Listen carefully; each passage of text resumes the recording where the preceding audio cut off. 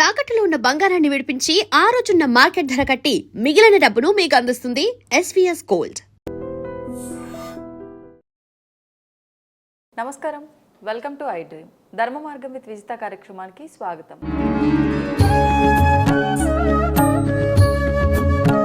ప్రస్తుతం మనతో పాటు ఉన్నారు ప్రముఖ ఆధ్యాత్మికవేత్త, జ్యోతిష పండితులు మాడుగుల శివప్రసాద్ గురూజీ. ఇప్పుడు వారితో మాట్లాడి మరిన్ని విషయాలు తెలుసుకుందాం. నమస్కారం గురుగారు. ఆశీర్వచనం తల్లి. గురుగారు, ఆలోచిస్తే ఒక విషయం ఏమనిపించింది అని అంటే 9 అనే సంఖ్య మన జీవితానికి ప్రకృతికి ఏదో ఒక అనుసంధానం ఉందేమో అని అనిపిస్తుంది. ఒక శిశువు తల్లి గర్భంలో 9 నెలలు, నవమాసాలు అంటూ ఉంటారు. ఆ పుట్టిన శిశువు జీవితం అంతా కూడా గ్రహాలకు సంబంధించి, నవగ్రహాలకు సంబంధించిన విధానాలతో ముడిపడి ఉంటుంది. ఈ రకంగా చూస్తే చాలామంది ముఖ్యంగా 9 నెంబర్ లక్కీ అని ఫీల్ అవుతూ ఉంటారు. 9 నెంబర్లో బేబీ బర్త్కి కూడా ప్లాన్ చేస్తూ ఉన్నారు చాలామంది చూసుకుంటే. ఇట్లా ప్రతి ఒక్కటి కూడా 9, 9, 9. పుట్టిన శిశువు నవరంధ్రాలతో జన్మిస్తాడు. అంటే ఏదైనా సంబంధం ఉందా 9కి మనకు? శ్రీ మహాగణాధిపతయ నమ. ఐం మహాసరస్వత్యే నమ. శ్రీ లలితాంబికాదేవియే నమ. బాగుందమ్మా ప్రశ్న. థ్యాంక్ యూ గురుగారు. ఇక్కడ మీ ఆలోచన మంచిదే. అంతేకాదు, ప్రశ్న నువ్వేదో సూక్ష్మంగా అడిగినావు తల్లి. అయితే ఇంకా దండిగా ఉన్నాయి. నవనాయకులు, మనము ప్రతి సంవత్సరము నవనాయకులు అని మాట్లాడతాం మనం. అవును. తర్వాత నవరాత్రులోను మాట్లాడతాం మనం. అమ్మవారివి 9 సంఖ్య. ఇక్కడ నవచక్రాలు మనకి ఇక్కడి నుంచి ఇక్కడికి కొన్ని చక్రాలు ఉన్నాయి అనేటువంటిది కూడా శాస్త్రం చెబుతూ ఉన్నది. ఈ బ్రహ్మరంధ్రము వరకు కూడా ఓకే. ఇలా అనేక రకాలుగా ఉన్నాయి. 9 సంఖ్య ఏమిటి అంటే మనము 1 నుంచి 9, మళ్ళీ 1 ముందుకు వస్తేనే 10 అవుతుంది. సంఖ్యలో పెద్దది 1, 9 సంఖ్యలో. అంతేకాకుండా మనం వాస్తురీత్యా చూసినప్పుడు కూడా 90 degrees అనేటువంటిది చూస్తాం. మనం బాగా ఆలోచన చేస్తే 90 degrees కోణం ఏమిటి అని చూస్తాం. వాస్తు పురుషులు పనుకొని ఉండి చూసి ఇలా చేస్తూ కొంత కూడా పెడతారు. ఓకే. ఈ 9 అనేటువంటిది పూర్ణ సంఖ్య. ఎప్పుడు కూడా అమ్మవారి యొక్క స్వరూపమే 9. అందుకే నవరాత్రులు మనం చేసేటువంటి. దాని తర్వాత ఇంకొకటి లేదు సంఖ్య, మళ్ళీ రిపీట్ కావటమే అంతే. ఇంకా అంతవరకే ఉండేది. ఇక్కడ చాలా యోగాలు 9 సంఖ్య వల్ల. నవ అంటే 9, నవరాత్రి. నవ అంటే 9. నవ అంటే ఏమిటి అంటే నవం అంటే కొత్తది, మళ్ళీ మొదలు, యోగము, పూర్ణము. ఏదైనా మనము పూర్ణముగా సగం సగం పనులు చేయాలని కోరుకోము. ఎప్పుడు కూడా పూర్ణత్వం ఉండాలి. పూర్ణ సంఖ్య ఏమిటి అంటే 9. అందుకే లాస్ట్లో పెద్ద సంఖ్య ఉండాలి అని సెల్ ఫోన్లు నంబర్లు కొన్నా, న్యూమరాలజీ ప్రకారంగా లెక్క వేసుకున్నా, ఏ రకంగా చూసినా మనకు 18 పురాణాలను మొత్తం కొడితే 9. అంతే కదా. ఈ అష్టాదశ పురాణాలు మనం చెప్పుకుంటున్నాం కదా, మళ్ళీ 9 సంఖ్య మామూలుగా వస్తుంది. 108 సంఖ్య మనం జపమాల తిప్పుతున్నామంటే ఏమిటి? 8, 1, 9. ఇది మనకు మామూలుగా ఆ 9 సంఖ్యకు విపరీతమైనటువంటి పాజిటివ్ ఇది ఉంటుంది. మిగతా వాటికి లేదా అంటే ఉంటుంది. ప్రారంభము, పూర్ణత్వము అని ఉంటుంది. ప్రారంభము 1 అయితే పూర్ణత్వము 9 ఎప్పుడు కూడా. అందుకని రైజింగ్ అనేది ఒకటి కావాలి. ప్రతి వాళ్లకు జీవనోపాధికి ఎదుగుదల. ఈ సంవత్సరము నవనాయకులలో ఎక్కువ మంది ఎవరున్నారు, తక్కువ మంది ఎవరున్నారు, ఎట్లాంటి వాళ్ళు ఉన్నారు అనేది మనం చూస్తాం. అందుకే 9% పాటు 90% మాకు పూర్ణమైందంటే అయిపోయింది, ఇంకా లెక్క అయినట్టే అనేటువంటి పదం మనం వాడతాం. ఆ కోవకు చెందినటువంటి దాంట్లో భాగంగానే ఈ 9 సంఖ్య అనేది మనం అర్థం చేసుకోవాలి. నవరాత్రులు మనం పాటించేటువంటిది కూడా అదే. నవమి నాటితో అయిపోయింది, ఇంకా దశమి పండుగ అంటున్నాం. అక్కడ కూడా నవ అంటే ఏమిటి? కొత్తదనం. ఎప్పటికప్పుడు కొత్తదనముగా ఉండాలి. ఎప్పటికప్పుడు మనకు యోగాన్ని ఇస్తుంది, ఎప్పటికప్పుడు ఉత్సాహాన్ని ఇస్తుంది. 9 శబ్దము అనేటువంటిది, ఈ నవసంఖ్య అనేటువంటిది ఎప్పుడైతే మనకు గట్టిగా పట్టుకున్నామో ఖచ్చితముగా అన్ని రకాల యోగాలు మనకు కలుగజేసేటువంటిది 9. దాంట్లో ఒకటి, దీంట్లో ఒకటి, మాకు 2 అంటే 3 అంటే ఇట్లా అనుకుంటుంటాం మనం. కానీ 9 సంఖ్య అనేటువంటిది అందరికీ 9 రకాల యోగాలు అన్ని రకాల ఉంటాయి అనడం కొంచెం కష్టం. దీంట్లో భాగాలు సరే, మనం మామూలుగా ధనపరంగా కావచ్చు, ఐశ్వర్యపరంగా కావచ్చు, ఉద్యోగపరంగా కావచ్చు, లేదు వ్యాపారపరంగా కావచ్చు, ఇలాంటివన్నీ మనకు సమాజంలో ఏవేవి ముఖ్యమైనటువంటివి అని రాజకీయం కావచ్చు, ఇంకోటి కావచ్చు, ఇంకోటి కావచ్చు, ఈ వ్యాపారం అంటే ఎటువంటి వ్యాపారమైనా కావచ్చు, ఉద్యోగం అంటే ఉద్యోగం, ఒకరి కింద పని చేయటము, చదువుకోవటము, ఇలా ఒకదాని దగ్గర నుంచి చిన్నతనము నుంచి మనము చదువుకునేటువంటి దాని దగ్గర నుంచి మనం స్థిరత్వం వరకు 9 భాగాలు. 9 భాగాలు చేయండి. మనం అందుకే వాస్తురీత్యా కూడా చేసినప్పుడు ఏమవుతుంది అంటే, ఇది మామూలుగా ఆగ్నేయం నుంచి ఈశాన్యానికి తీసుకున్నా, లేదా వాయువ్యం నుంచి ఉత్తరముఖం పెట్టుకుంటున్నప్పుడు ఈశాన్యం వరకు తీసుకున్నా, లేకపోతే పశ్చిమ నైరుతి నుంచి వాయువ్యం 9 భాగాలు చేయండి అని చెప్పి దాంట్లో గురు శుక్ల స్థానాల్లో మనము యోగవంతముగా చేసుకోవాలి అనేటువంటి పదం వచ్చేది కూడా అందుకే. ఇలా 9 సంఖ్యకు అనేటువంటిది చాలా విపరీతమైనటువంటి పాజిటివ్ ఎనర్జీ ఉంటుంది. అంతేకాకుండా మన జీవితంలో 9, అందుకే 9 నెలల 9 రోజుల 9 ఘడియల 9 విఘడియలు ఉంటాడు తల్లి గర్భంలో శిశువు. అన్ని 9లే, అన్ని 9లే. ఆ తర్వాత ఎంత ఉంచుకుందాములే అన్నా ఆమె ఉంచుకోలేదు, ఆమె కావాలన్నప్పుడు బయటికి రాలేదు. ఆమె గర్భంలో ఉన్నదే కదా, మరి ఆమె ఫలానప్పుడు అని అనుకుంటే బయటికి తీసేయొచ్చుగా, కుదరదుగా. డాక్టర్లు ముహూర్తం చెప్పండి మంచిది, ఈ మధ్య ఇంకోటి కొత్త వింత ఏమి అంటే ఫలానా ముహూర్తం చెప్పండి అంటే మనం ముహూర్తం చెప్తాం, కానీ ఆ సమయానికి చేయలేరు వాళ్ళు, కొంచెం అటు ఇటు అవుతుంది, ఏదో ఒక కారణం చేత ఇబ్బంది అయిందనే చెప్తారు వాళ్ళు. ఇంకా చేసినామని చెప్తారు మళ్ళీ. అట్లా కాదు, అందుకే దైవము అనుకూలించాలి. శరీరము మీద ఆధిపత్యము ఎప్పుడు కూడా భగవంతుడిదే, ఎవరిది కాదు. నా శరీరం కదా, నా ఆధిపత్యం కదా అంటే ఉన్నట్టుండి కడుపునంత ఎందుకు వస్తుంది?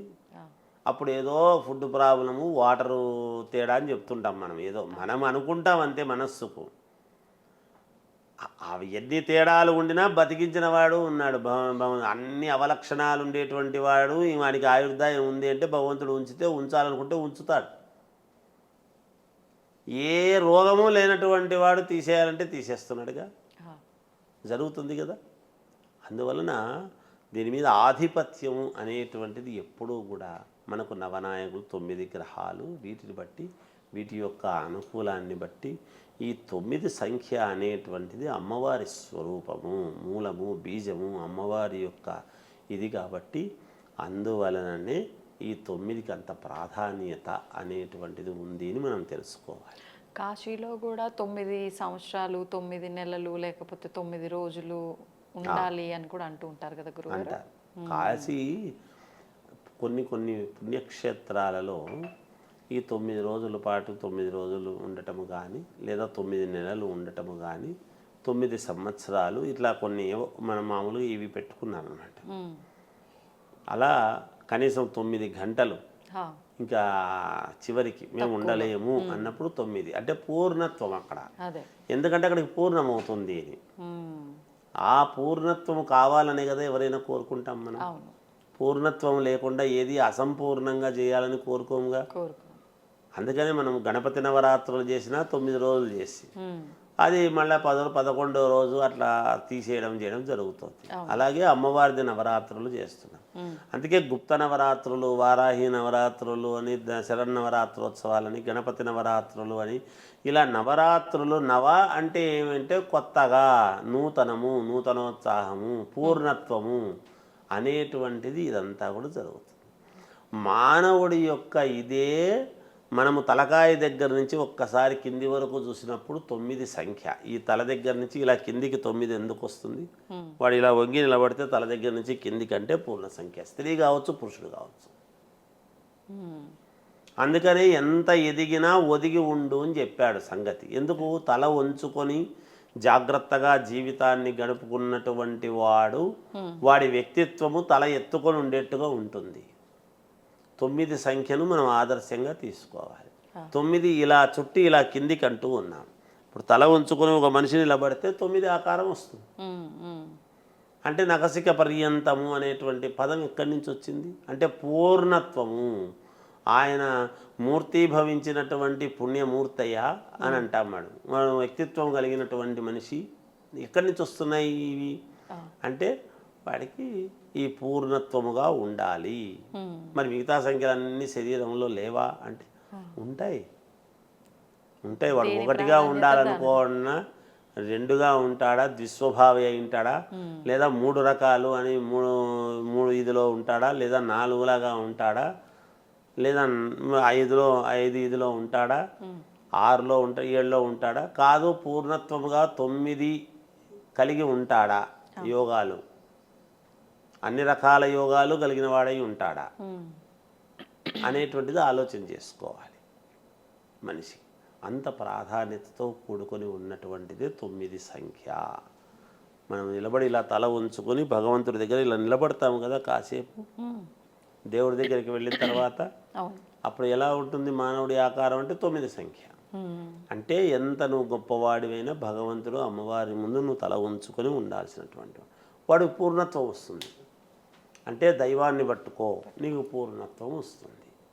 అమ్మవారిని ధ్యానించు, పూర్ణత్వం కలుగుతుంది. ఈ 9 రోజుల పాటు చెయ్యండి. మీకు అద్భుతముగా, కొత్తగా ఏ సంవత్సరానికి ఆ సంవత్సరం నవరాత్రులు ఎందుకు చేస్తున్నాం? ప్రతి సంవత్సరము కొత్తదే, ప్రతి సంవత్సరం నవరాత్రులు వస్తాయి. ఎప్పటికప్పుడు నిత్య నూతనముగా నువ్వు ఉండటానికి ప్రయోగించు, మేలు చేసుకో అని చెప్పడంలో ఆంతర్యం. అందుకే మనం ప్రతి సంవత్సరము జాతకాలు చూసుకొని ప్రతి సంవత్సరము మన జీవితం ఎట్లుంటుంది, మన రాసులు ఎట్లున్నాయని అడుగుతుంటాం. అందుకని పూర్ణ సంఖ్య 9 అది తల్లి, దాని యొక్క అర్థం. గురుగారు, ప్రతి ఒక్కరు కూడా వాళ్ళకు సంబంధించిన ధనాన్ని వాళ్ళు ఏదో ఒక వృత్తి రూపంలో సంపాదించుకుంటూ ఉంటారు. కొంతమంది న్యాయంగా సంపాదిస్తారు, ధర్మంగా సంపాదిస్తారు. కొంతమంది అన్యాయంగా డబ్బును సంపాదిస్తూ ఉంటారు. ఒకరి పొట్ట కొడుతూ ఉంటారు, ఒకరిని హింసించి దోచుకుంటూ ఉంటారు. రకరకాలుగా ఉంటుంది సంపాదించే విధానం కూడా. ఈ ధనాన్ని తీసుకెళ్ళి కుటుంబంలో దర్జాగా కావాల్సినవి కొనుక్కొని వాళ్ళు తినడంతో పాటు, వాళ్ళు ఆ లగ్జరీ అనుభవించడంతో పాటు మిగతా కుటుంబ సభ్యులందరూ కూడా ఈ ధనంతోటే మొత్తాన్ని, ఆ జీవితాన్ని గడుపుతూ ఉంటారు. మరి ఈ అన్యాయంగా సంపాదించిన ధనం యొక్క ప్రభావము వీళ్ళ జీవితంపై ఎలా ఉంటుంది? న్యాయంగా, ధర్మంగా సంపాదించిన ఆ ధనం యొక్క ప్రభావము ఆ కుటుంబ సభ్యులపైన ఎలా ఉంటుంది? అసలు ఏది ధర్మం, ఏది అధర్మం? శ్రీ మహాగణాధిపతయ నమః. ఐం మహాసరస్వత్యే నమః. శ్రీ లలితాంబికాదేవియే నమః. ధనం మూలం ఇదం జగత్. పాత మాటే, అంతే, తెలిసిందే. అయితే ధనము సంపాదించటం అనేటువంటిది మామూలుగానే శాస్త్రంలోనే చెప్పాడు. ధర్మార్థ కామ్యమోక్షాలు అని అన్నాడు. దాన్ని మనం అనేక రకాలుగా చెప్పుకుంటున్నాం. ఎందుకు? ఒక భార్యాభర్తలు వివాహం అయినప్పుడు ధర్మార్థ కామ్యమోక్షాలయందు నీ చేయి ఎప్పుడు విడవను అనేటువంటి దాంతో చేస్తున్నాం. అంటే ధర్మము యందు, కామ్యము యందు, అర్థము యందు, అంటే సంపాదనలో కూడా నీకు తెలియకుండా ఏమి చేయను అనేటువంటిది ఒక రకమైనటువంటి ఇది. నీ చేయి విడువను. ఎటువంటి కష్టం వచ్చినా, ఒకవేళ అర్థం డబ్బు వలన ఏదైనా ఇబ్బంది అయినా, లేదా ధర్మం అతిక్రమించాల్సి వస్తే నీకు చెప్పకుండా నేను ఎప్పుడు అతిక్రమించను అనేటువంటి భావన, అట్లా కామం ఎందు, మోక్షం ఎందు ఎప్పుడూ కూడా ఇది చెయ్యను అనేటువంటి ప్రామాణికంగా చెప్తున్నారని అనుకుంటాం మనం. ఇంకొకటి కూడా ఏమిటంటే ధర్మముగా సంపాదించినటువంటి అర్థాన్ని అంటే డబ్బును, కామ్యము అంటే కోరికలు, ఎటువంటి కోరికలు, న్యాయబద్ధమైనటువంటి కోరికలు, అంటే భార్య పిల్లలకు నేను పెట్టుకోవటానికి నేను సంపాదించుకుంటున్నాను. ఆ సంపాదన ఎటువంటి, ఆ డబ్బు ఎటువంటి డబ్బు, ఆ ధనం ఎటువంటిది అంటే ధర్మముగా సంపాదించటం. మోక్షం, మోక్షం అంటే ఏంటి అర్థము అంటే చనిపోయిన తర్వాత వచ్చేది మోక్షం అనే కాదు, మరి మనము సంతోషముగా జీవితం గడపడమే మోక్షం. ఎటువంటి సుఖ సంతోషాలతో ఇబ్బందులు లేకుండా జీవితాన్ని గడపడం అనేటువంటిది మోక్షదాయకం. ఎప్పుడు మోక్షం వస్తుంది? నీకు సుఖంగా నీ పిల్లలు చదువుకుంటున్నారు, పిల్లా పాపలతో బాగున్నాము, మాకు మేలు జరిగింది అని ఎప్పుడు అవుతుంది మనకు? మన పిల్లలకు న్యాయబద్ధమైనటువంటి సంపద మనము పెట్టినప్పుడు వాళ్ళకు చదువులు బాగా వస్తాయి. మన పిల్లలకు మనము ధర్మంగా సంపాదించినటువంటి డబ్బు వల్ల అంటే వాళ్ళకి ఆరోగ్యం బాగుంటుంది. మనము ధర్మముగా సంపాదించినటువంటి డబ్బు మన భార్యకు పిల్లలకు పెడుతూ ఉండేటువంటి దానివల్ల వాళ్ళ ఆరోగ్యము కావచ్చు, వాళ్ళ ఎదుగుదల కావచ్చు, కుటుంబంలో వివాహాలు కావచ్చు, సంతానము కావచ్చు, ఎదుగుదల కావచ్చు, ఇవన్నీ కూడా ఉంటాయి. సిరి సంపదలు అని పదం వాడుతుంటాం. సిరి సంపదలు అనేటువంటి పదం ఎక్కడి నుంచి వచ్చింది? పూర్వము పాతకాలంలో ఒక 50-60 సంవత్సరాల క్రితము చాలామంది పెద్ద కుటుంబీకులు వాళ్ళ ఇంట్లో పనివాళ్ళు కావచ్చు, వాళ్ళని నమ్ముకొని ఉండేటువంటి వాళ్ళ పనివాళ్లకు మరి ఊర్లో జనానికి మాకు పలానాయి గారు ఉన్న మాకేమి ఇబ్బంది అంటే వాళ్ళ ఇంటికి పోగానే డబ్బు సహాయము, తాళిబొట్ల సహాయము, పెళ్ళికి కావాల్సినటువంటి సహకారాలు, లేదు ఏదైనా ఇబ్బందులు వచ్చినా సహకారాలు అందజేసేటువంటిది ఒక కుటుంబము అనేటువంటిది వ్యవస్థ ఉంది. గ్రామంలో అలా ఉన్నప్పుడు వాళ్ళందరూ ఏమనుకునేవాళ్ళు, మాకంతా కూడా ఈ ఇల్లు గల వాళ్ళు మాకు చేస్తున్నారు కాబట్టి ఆ కుటుంబము చల్లగా ఉండాలి అని కోరుకునేవాళ్ళు. ఒక ఊరి జనం మొత్తము ఒక కుటుంబము మీద ఆధారపడి ఉన్నప్పుడు ఆ కుటుంబం చల్లగా ఉండాలి అని ఇంతమంది కోరుకుంటున్నప్పుడు ఇంతమంది కోరికను భగవంతుడు కూడా కాదనలేడుగా. దేవాలయానికి వెళ్ళి ఇంత భక్తజన సందోహమంతా కూడా దేవుణ్ణి ఒక కోరిక కోరుతున్నారు అంటే ఎవరి కోరికలు వాళ్ళు కోరుకుంటున్నారు, కానీ అందరూ ఏకోన్ముఖముగా ఒకే కోరిక కోరటం లేదు. అందుకని ప్రతి వాళ్ళు నాకు జరగలేదు, నాకు కాలేదు అని మాట్లాడుకుంటున్నారు. అందువల్లనే స్వార్థం ఎక్కువైనటువంటి దాని వలన ఈ స్వార్థపూరితమైనటువంటి దానికోసము నా కుటుంబం మాత్రమే బాగుండాలి, నేను మాత్రమే సంపాదించుకోవాలి, డబ్బుదేముందండి, ఏం చేసినా డబ్బు అవలీలగా సంపాదించవచ్చు అనేటువంటి మాటలు ఎక్కడి నుంచి వస్తున్నాయి అంటే నేను ఏమి చేసైనా డబ్బు సంపాదించగలను అనేటువంటి ఆత్మవిశ్వాసం అనేది దేనికి? నాకు ఎంత డబ్బు అవసరమైనా నేను తప్పు చేయకుండా సంపాదిస్తాను అనే ఆత్మవిశ్వాసం వేరు, ఏ విధంగానైనా డబ్బు సంపాదిస్తాను అనే ఆత్మవిశ్వాసం వేరు. అంతే, ఇక్కడ రెండు ఉన్నాయి, తేడా ఉంది.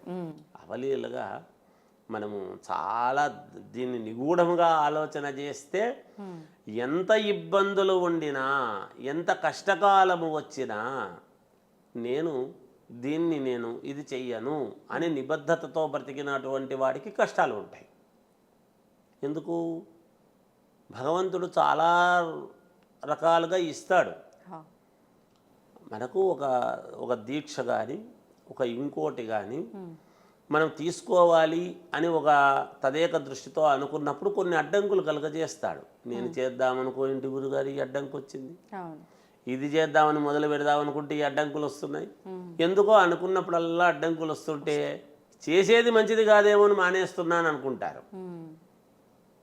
అంటే ఆ అడ్డంకులు వచ్చినా వాటిని పట్టించుకోకుండా నువ్వు ముందుకు వెళ్ళగలుగుతావా లేదా అనేటువంటిది భగవత్ పరీక్ష. శంకరాచార్యుల వారు కేరళంలో ఒక కడు పేదరాలి ఇంటికి వెళ్ళి భవతి భిక్షాందేహి అడిగాడు. ఆమె దగ్గర ఆమె ఏమనుకున్నది, యతీశ్వరుడు వచ్చినప్పుడు లేదని చెప్పకూడదు, అది తప్పు. అయితే ఏముందని ఉందని చెప్తుంది ఆమె. ఒక ఒక ఉసిరికకాయ ఉంది. ఉసిరికకాయని ఎందుకు చెప్పినారు? ఉసిరికకాయ ఆరోగ్యవంతమైనటువంటిది, చాలా ఆరోగ్యానికి పనిచేస్తుంది. అందుకే పూర్వం రైతులు ఉదయాన్నే బ్రష్ వేసుకుని మామూలుగా వేపులతో ముఖం కడుక్కున్న తర్వాత ఒక ఉసిరికాయ తీసుకొని మంచిది నోట్లో పెట్టుకొని దాని యొక్క ఇది లోపల నములుతూ కొద్ది కొద్దిగా రసం మింగేటువంటి వాళ్ళు. ఆ ఉసిరిక రసము వలన లోపల క్రిమికీటకాదులన్నీ కూడా రక్తనాళాల్లో శుద్ధి చేసి అద్భుతమైనటువంటి ఆరోగ్యాన్ని ఇచ్చేటువంటిది ఉసిరికాయ. అటువంటి ఉసిరికాయ నా దగ్గర ఉసిరికాయ తప్ప లేదు అని ఇస్తే మరి కనకధార స్తోత్రము చేసి ఆమె నిజాయితీకి మెచ్చి ఆమె ఔన్నత్యానికి మెచ్చి ఇచ్చాడు అని మనం వింటున్నాం.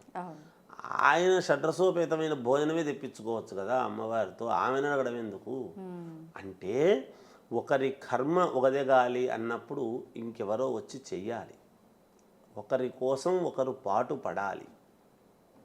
ఈ ధర్మాన్ని తెలుసుకోవాలి. మొదట ధర్మం అంటే ఏమిటనేది తెలుసుకోవాలి. ముందు ధర్మం ఎట్లుంటుంది అనేది తెలుసుకోవాలి కదా. అందుకనే మనము ఎంత కష్టము వచ్చినా, ఎన్ని ఇబ్బందులు వచ్చినా, ఎంత ఇదిలో ఉండినా కష్టాలు వస్తున్నాయి మనకు అంటే మనము ధర్మబద్ధంగా ఉంటున్నాము అనేటువంటిది ఆలోచించి. అందుకే యథార్థవాది లోక విరోధి అని ఊరికే చెప్పలేదు. ధర్మాన్ని పట్టుకున్నటువంటి వాడే కష్టపడతాడు. లేకపోతే రాముడికి కష్టం ఎందుకు?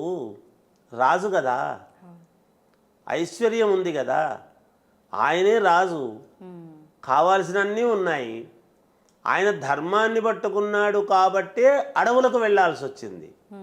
ఒక్క మాటకు, ఒక్క పినతల్లి మాట్లాడినటువంటి మాటకు, ఒక మందర చెప్పినటువంటి దానికి, కైకేయ కోరినటువంటి కోరికకు ధర్మము నాకు వద్దులే అన్న ధర్మాన్ని పట్టుకొని పితృవాక్య పరిపాలన, తండ్రి చెప్పాడు అనేటువంటి ఒక ధర్మాన్ని నమ్ముకున్నాడు కాబట్టి అటువంటి రాజు మొత్తము వదిలిపెట్టేసి ఈ బంగారు ఆభరణాలు కావచ్చు, ఐశ్వర్యము కావచ్చు, కుటుంబ వ్యవస్థ కావచ్చు, అన్నీ వదిలిపెట్టి అడవులకు వెళ్ళాల్సినటువంటి పని దేనికి వచ్చింది అంటే కష్టాలు చేతులారా ఎందుకు తెచ్చుకుంటున్నాడంటే ధర్మాన్ని పట్టుకున్నాడు కాబట్టి. అందుకు దేవుడైనాడు. మరి ధర్మాన్ని పట్టుకున్న వాళ్ళందరూ దేవుళ్ళు అవుతున్నారా? కాదు. ఇక్కడ ఏం కావాలి మనకు? మన సంతానము కానీ, మన పిల్లలు కానీ, మన తర్వాతి తరం వాళ్ళు కానీ బాగుండాలి అనేటువంటి కోరిక ఎప్పుడైతే మనకు ఉందో, నేను అందరి నోళ్ళు కొట్టి అందరి దగ్గర డబ్బులు తీసుకొని అందరికీ మోసాలు చేసి నేను హైదరాబాదులో సగం హైదరాబాదు నాదే అన్నట్టుగా ఎకరాలు సంపాదించిన వాడిని 6 అడుగుల దాంట్లోనే పూర్తి చేస్తున్నారు. ఏమి లేని వాడిని కూడా శ్మశానం అనేది ఒకటి ఉంది, అక్కడ చేసేస్తున్నారు.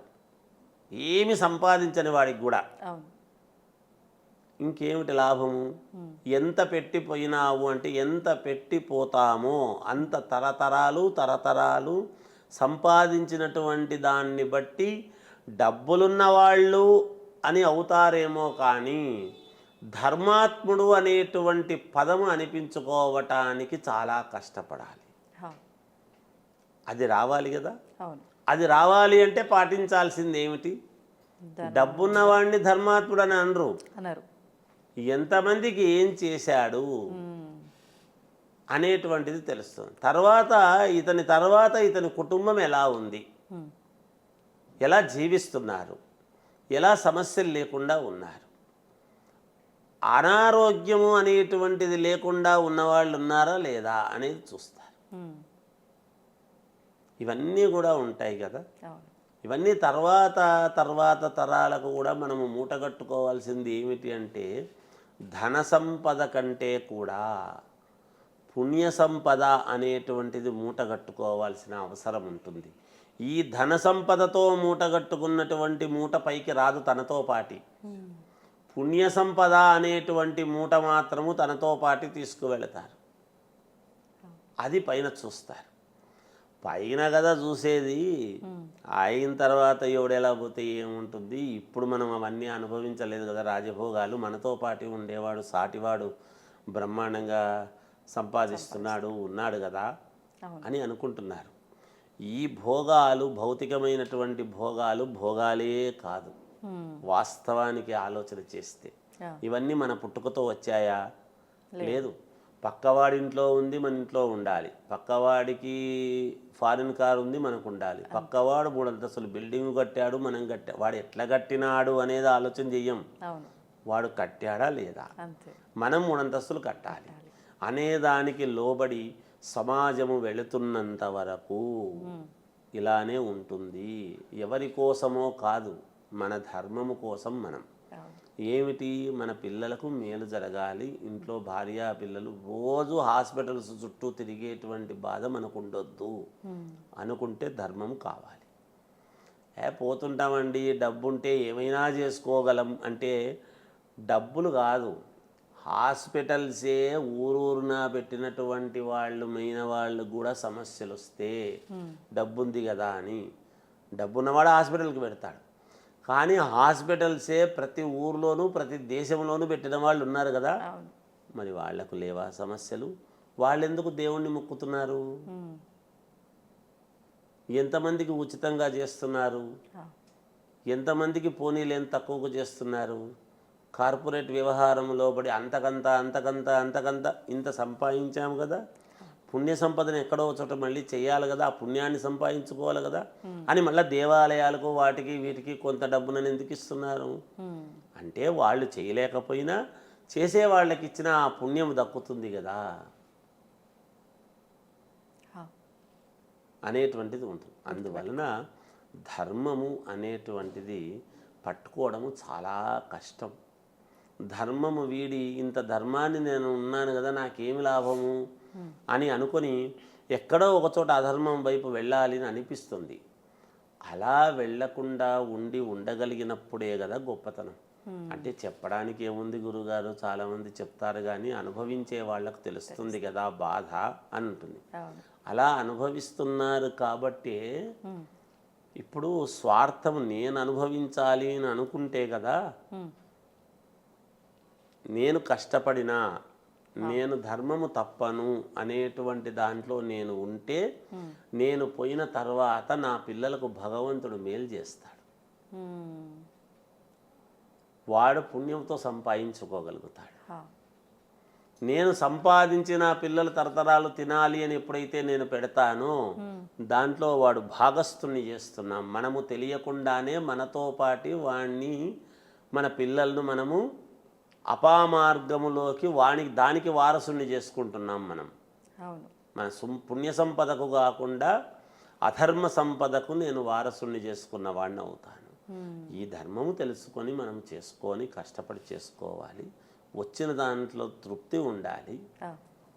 ఎవరో రోజు షడ్రసోపేతమైన భోజనం తిన్నారు అంటే మనము బతకడానికి కావాల్సినంత భగవంతుడు ఎంత ఇస్తున్నాడో అంతే తినడం న్యాయం, అంతే సంపాదించుకోవడము ధర్మం ఎప్పుడు కూడా తల్లి.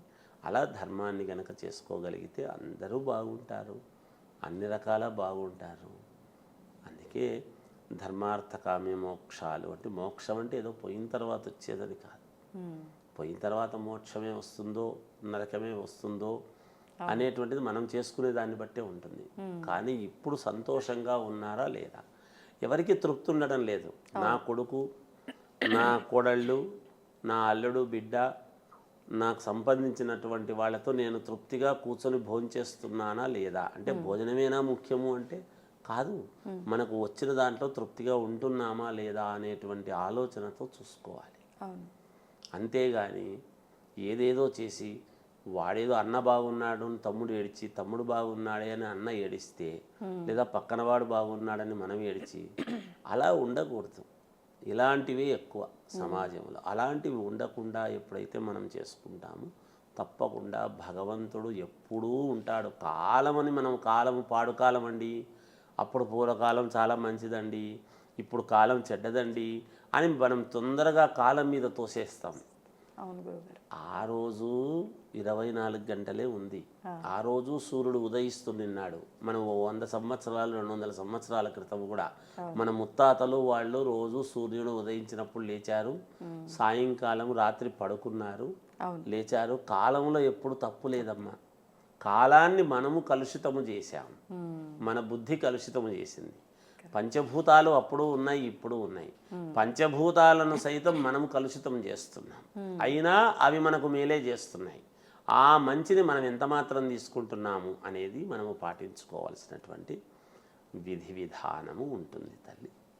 గురుగారు, మానవులు అన్నాక కష్టాలు తప్పవు. ప్రతి ఒక్కరూ కష్టాలు అనుభవిస్తూ ఉంటారు. కష్టాలు ఒక్కటే కాదు, ప్రతిదీ కూడా అయ్యో నాకు ఎంత కష్టం వచ్చింది, ఎప్పుడు నాకైనా బాధలు అని ఈ ఆలోచనలో, అంటే ఈ కష్టం పగోడికి కూడా రావద్దు స్వామి అనే కోరుకునే దగ్గర వరకు కూడా వెళ్తారు.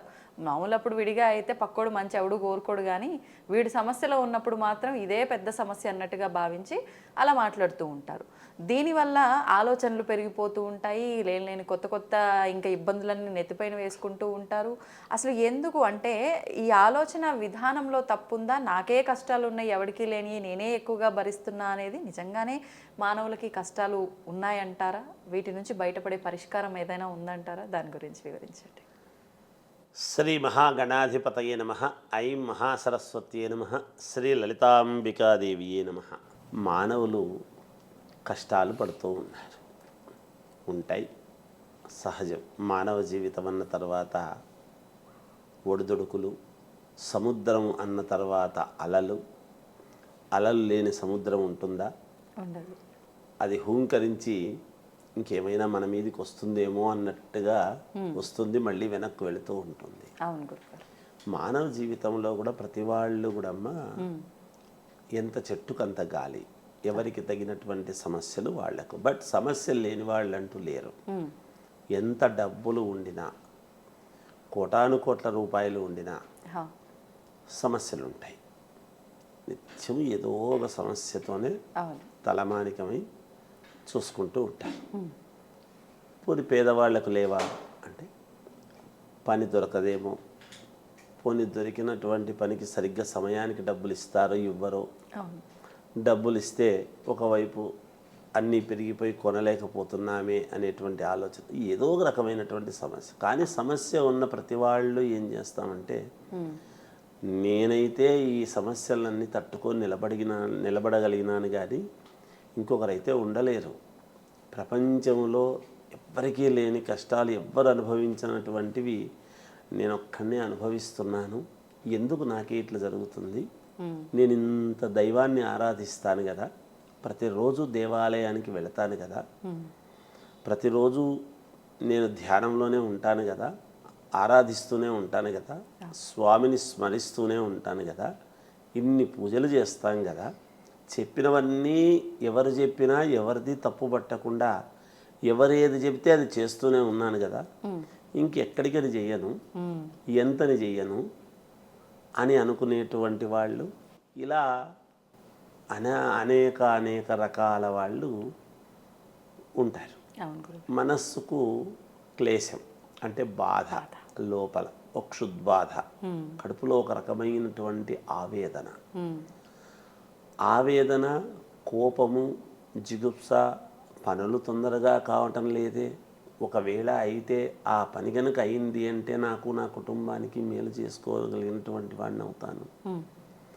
ఎంత ముందుకు వెళ్ళి ఇంకా అవతలి గట్టుకు నేను వెళతాను, ఇంకా పర్వాలేదు నేను గట్టెక్కుతున్నాను అని అనుకున్న ప్రతిసారి మళ్ళీ ఒక అల వచ్చి వెనక్కి తంతూ ఉంటే మళ్ళీ మొదటి నుంచి ప్రారంభం చేసుకోవాల్సినటువంటి జీవితం అవుతుంది నాకు.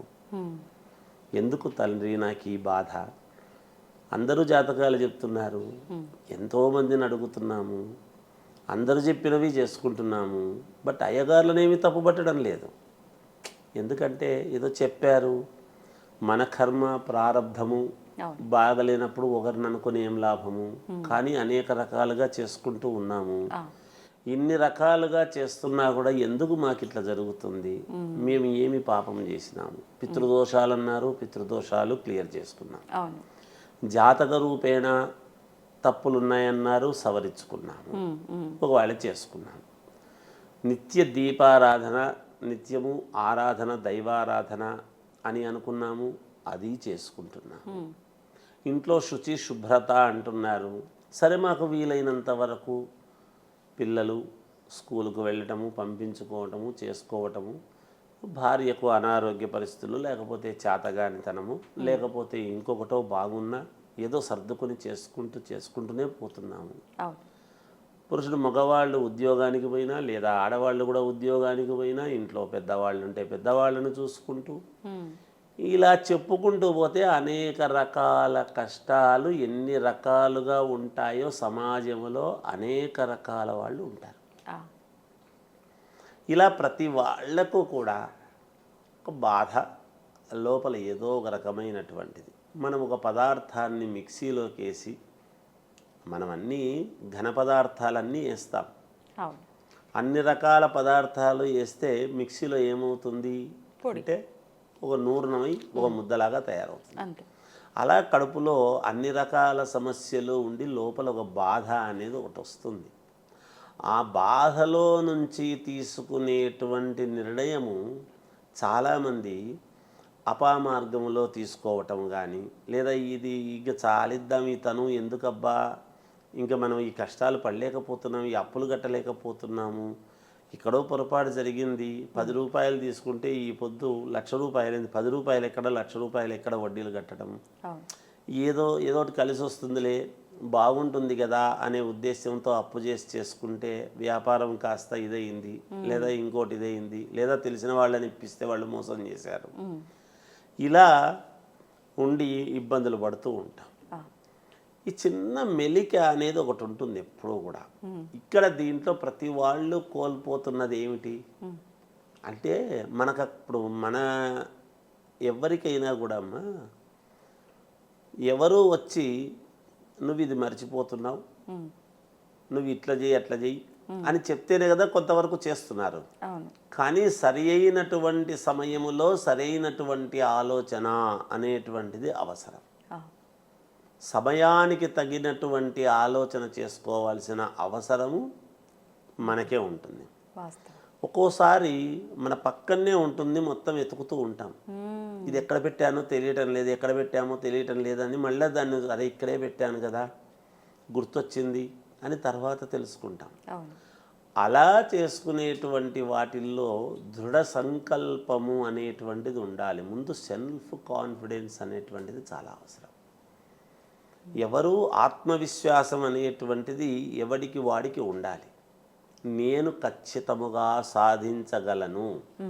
ఇప్పుడు మనం అనుకున్నటువంటివన్నీ కూడా ఒకప్పుడు మనం సంపాదించి పోగొట్టుకున్నవే కదా, మనకు పుట్టుకతో రాలేదు కదా, మన కష్టార్జితము కదా, మనము సంపాదించుకున్నాము కదా, మనమే కదా తెలుసో తెలియకో ఒక తప్పడడుగు వేసి పోగొట్టుకున్నాము కదా, మళ్ళీ రాదని ఎందుకు అనుకోవాలి, మళ్ళీ మనకు మంచి రోజులు లేవని మనం ఎందుకు అనుకోవాలి, మళ్ళీ మనం సాధించలేము అనేటువంటి ఇది ఎందుకు ఉంటుంది మనిషికి.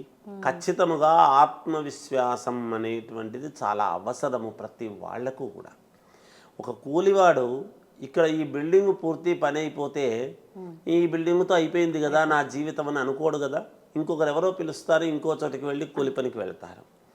ఏదో ఒకటి ఉంటుంది. భగవంతుడు ఏదో ఒక యోగం అనేటువంటిది మనకు ఉంటేనే ఇంకా భూమి మీద మనకు భగవంతుడు ఉంచినాడు అనేది మనం అర్థం చేసుకోవాలి.